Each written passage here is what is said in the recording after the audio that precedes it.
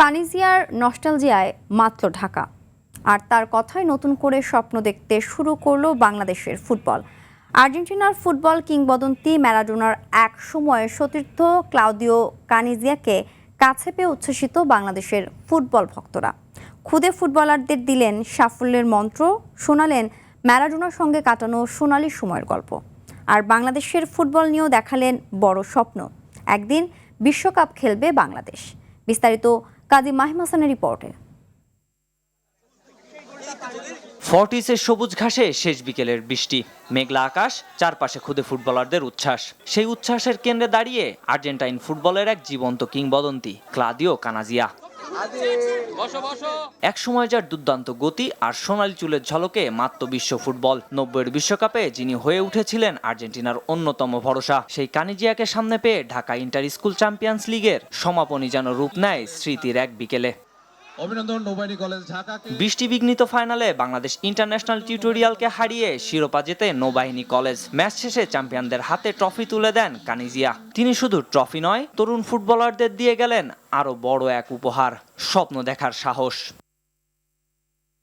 খুদে ফুটবলারদের উদ্দেশ্যে কানিজিয়ার বার্তা, ফুটবলের সাফল্যের কোনো শর্টকাট নেই। প্রতিদিন অনুশীলন, শৃঙ্খলা, সঠিক প্রস্তুতি আর মানসিক দৃঢ়তাই একজন ফুটবলারকে পৌঁছে দিতে পারে লক্ষ্যে।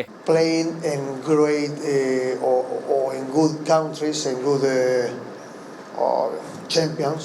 কানিজিয়া মানেই যেন ফিরে যাওয়া সেই সোনালী 90-এ। আর তার ফুটবল স্মৃতির সবচেয়ে উজ্জ্বল অধ্যায়ের নাম দিয়াগো মারাদোনা। একই জার্সিতে লড়ছেন বিশ্বকাপের মঞ্চে, মাঠের সতীর্থ থেকে হয়ে উঠেছেন ঘনিষ্ঠ বন্ধু। মারাদোনার কথা উঠতেই তাই আবেগী হয়ে পড়েন কানাজিয়া।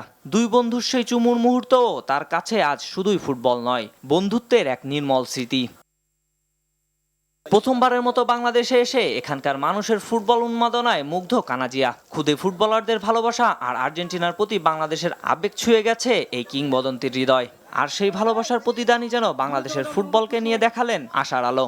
বিশ্বকাপে এখন 48 দলের সুযোগ, ভবিষ্যতে আরো বাড়তে পারে অংশগ্রহণকারী দলের সংখ্যা। আর তাতেই বাংলাদেশের জন্য তৈরি হতে পারে নতুন সম্ভাবনার দুয়ার। We know that it's always hard to qualify for the World Cup. বিশ্বকাপে জায়গা করে নেওয়া সবসময় কঠিন, তবে আমি আশা করি বাংলাদেশ আগের চেয়ে আরো ভালো করবে এবং এগিয়ে যাবে। বিশ্বকাপে এখন 48টি দল খেলছে, ভবিষ্যতে হয়তো আরো বেশি দল খেলবে, ফলে বাংলাদেশের সামনে সুযোগ তৈরি হতে পারে। আমার বিশ্বাস বাংলাদেশও একদিন বিশ্বকাপে খেলবে। We know that it's very difficult to qualify for the World Cup. There are so many teams around the world. বৃষ্টি ভেজা সেই বিকেল শেষ হয়েছে, মাঠের সবুজ ঘাসে হয়তো মুছে গেছে পায়ের ছোঁয়া, কিন্তু খুদে ফুটবলারদের মনে থেকে যাবে এক কিংবদন্তির হাতের স্পর্শ। এই বন্ধুর মুখে মারাদোনার গল্প আর একটি বড় স্বপ্ন, বাংলাদেশও একদিন বিশ্বকাপ খেলবে।